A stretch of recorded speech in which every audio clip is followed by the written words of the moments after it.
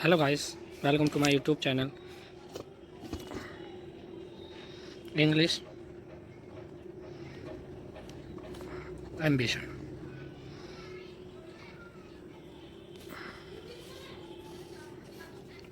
जैसे ही कल मैं आप सबको बता चुका था कि कितनी पार्ट्स ऑफ स्पीच होती हैं और कौन कौन सी पार्ट्स ऑफ स्पीच होती हैं, तो आज हम फर्स्ट पार्ट ऑफ स्पीच को स्टार्ट करने वाले हैं। स्टार्ट करने से पहले मैं आपको बता दूं, अभी ये मेरी सेकंड वीडियो है और काफ़ी प्रॉब्लम्स आ रही होंगी आपको वीडियो देखने में, जिसकी वजह से आप पूरी वीडियो नहीं देख पा रहे हैं, या फिर बहुत सारी प्रॉब्लम होती हैं, video quality, speed, location. But I promise धीरे धीरे मैं सब चीज़ें सही कर लूँगा। बस आप पेशेंस रखिए और डेली क्लास लेते रहिए और नोट्स बनाते रहिए। आइए टाइम को ना वेस्ट करते हुए शुरू करते हैं। तो हमारा फर्स्ट चैप्टर है नाउन। नाउन मैं बता चुका था कि नाउन एक नेमिंग वर्ड होता है और इस नाउन को मैं टॉपिक वाइज डिवाइड कर चुका था, जिससे हमें इसको पढ़ने और समझने में आसानी होगी। तो फर्स्ट टॉपिक है हमारा आइडेंटिफिकेशन ऑफ नाउन। आज हम इसके बारे में पढ़ेंगे।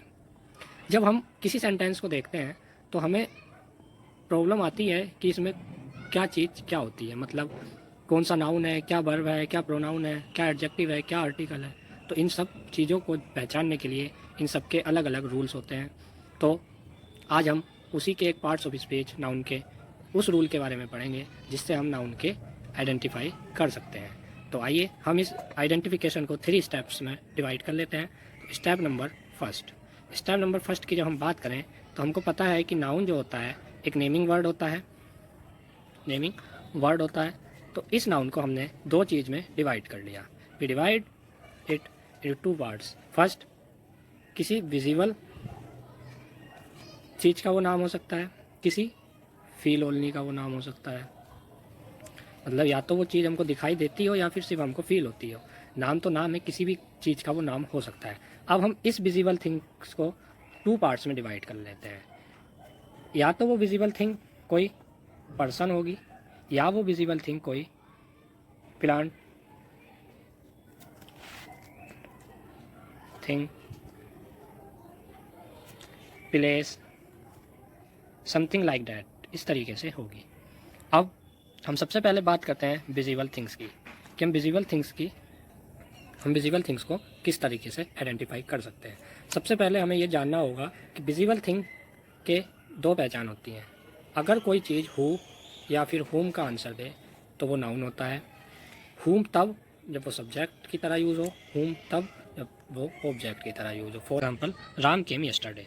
अब यहाँ पे राम क्या है, नाउन है ना। Who came yesterday, Ram came yesterday. अगर हम सेकंड एग्जाम्पल की बात करें, हम लिखें कि रोहित सो रानी यस्टरडे। तो यहाँ पे रोहित, हु सो रानी, रोहित ना, और रोहित सो हुम, रानी। यहाँ दोनों का आंसर है। तो यहाँ पे ये नाउन जो है वो एज अ सब्जेक्ट यूज हुआ है, और यहाँ पे ये जो नाउन है वो एज अ ऑब्जेक्ट यूज हुआ है। तो हमने देखा कि जो विजिबल थिंग्स होती हैं उनमें जो पर्सन होते हैं उसमें हु और हुम का आंसर आता है, और हु तब जब वह सब्जेक्ट की तरह यूज हो, हुम तब जब वह ऑब्जेक्ट की तरह यूज हो। अब हम बात करते हैं प्लांट्स, थिंग्स और प्लेस की। इसमें एक बात याद रखना, इसमें हमेशा वाट का आंसर आता है, वाट का। For example, Rohit bought a book. What Rohit bought a book ना, तो यहाँ पे आंसर आया हमारे पास वाट का। अब यहाँ पे बहुत सारी प्रॉब्लम्स ये आएंगी कि अगर पर्सन्स में सब्जेक्ट हु, ऑब्जेक्ट हुम हुआ है तो यहाँ पे सिर्फ एक ही चीज़ क्यों है, क्योंकि यहाँ पे एज ए सब्जेक्ट यूज़ हो या एज ए ऑब्जेक्ट यूज़ हो, आंसर सिर्फ एक ही चीज़ का आता है, वाट का। तो यहाँ पे एज ए सब्जेक्ट यूज़ हुआ है रोहित और एज ए ऑब्जेक्ट यूज़ हुआ है बुक। दोनों नाउन है ना। और अगर हम इसमें एज ए सब्जेक्ट यूज करें, अगर हम इसको बुक को एज सब्जेक्ट यूज़ करें तो लिखा जाएगा a book has been bought by Ram. तो आपने देखा यहाँ पे book as a object use हुआ है, यहाँ पे book as a subject use हुआ है। अगर अब हम बात करें फील ओनली का, तो फील ओनली में भी रिप्लाई आता है वट का। जैसे थिंग्स में और प्लेस में वट का रिप्लाई आता है, ऐसे ही फील ओनली में वट का रिप्लाई आता है। जैसे कि honesty is the best policy. ठीक, अब यहाँ पे आया ना, what is the best policy, honesty is the best policy.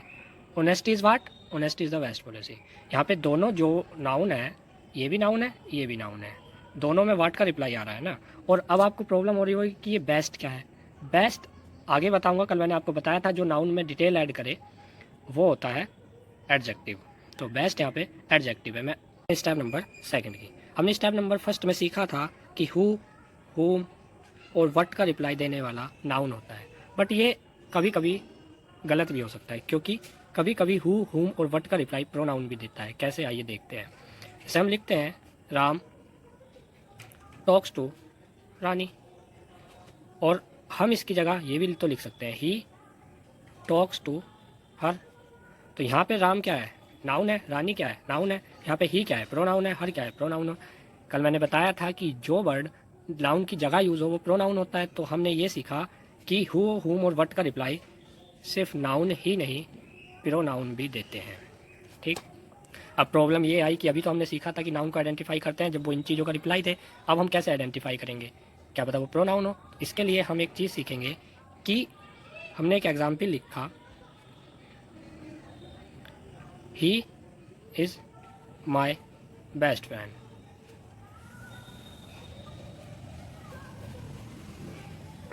इससे पहले हम एज नाउन सीख लेते हैं। Ram is my best friend. अब यहाँ पे राम क्या है? नाउन है। यहाँ रिप्लाई दे रहा है who is the best friend, Ram is the best friend. यहाँ पे फ्रेंड क्या है? नाउन है। Who is Ram, Ram is my best friend. अब प्रॉब्लम आई कि ये क्या है? माई और बेस्ट। सबसे पहले हमें इस माई को सीखना होगा। ये होता है एडजेक्टिव। कल मैंने बताया था कोई ऐसा वर्ड जो नाउन में डिटेल ऐड करे वो एडजेक्टिव होता है। तो माई क्या है? एडजेक्टिव। अब बात आई बेस्ट क्या है? बेस्ट भी एडजेक्टिव है, बट यहाँ पे हम दो पार्ट्स ऑफ स्पीच नहीं रख सकते हैं, इसलिए हम इसको कहते हैं डिटरमिनर। डिटरमिनर कहते हैं क्योंकि ये नाउन को डिटरमाइन कर रहा है, तो इसको डिटरमाइन कहते हैं, डिटरमिनर कहते हैं। और एडजेक्टिव का ही पार्ट होते हैं डिटरमिनर। ये बात याद रखना।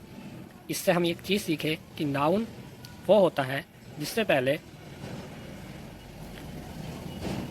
डिटरमिनर या एडजेक्टिव आता है। अब बात करते हैं स्टेप नंबर थर्ड की।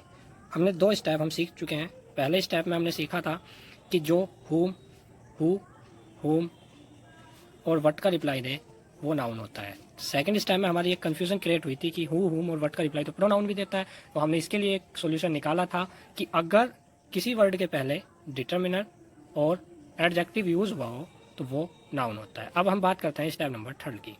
कभी कभी ऐसा होता है कि हमको लॉन्ग चीज़ें समझ में नहीं आती हैं, तो इसके लिए स्टेप नंबर थर्ड में मैंने कुछ ऐसी शॉर्ट ट्रिक्स बनाई हैं जिससे आप आसानी से समझ सकोगे कि ये वर्ड नाउन है, प्रोनाउन है, एडजेक्टिव है, क्या है। तो इसके लिए स्टेप नंबर थर्ड में मैं कुछ शॉर्ट ट्रिक बताने जा रहा हूँ। फर्स्ट, अगर कोई वर्ड है उसके पीछे आयन आए तो वह नाउन होता है, जैसे इमोशन, नेशन। सेकंड, कोई वर्ड है उसके पीछे नेस आए तो वह नाउन होता है, जैसे richness, thickness. Step number third, कोई वर्ड है उसके पीछे मेंट आए वह नाउन होता है, जैसे management, treatment. Step number four, किसी वर्ड के पीछे इटी आए वो नाउन होता है, जैसे क्वालिटी, अल्टरनेटी। स्टेप नंबर फिफ्थ, किसी वर्ड के पीछे आइस आए वह नाउन होता है, जैसे प्रैक्टिस, एडवाइस।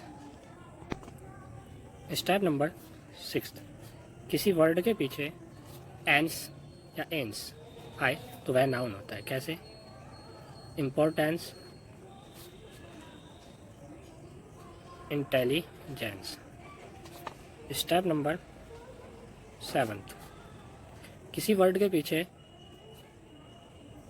हुड आए वह नाउन होता है, कैसे चाइल्डहुड और एडल्टहुड।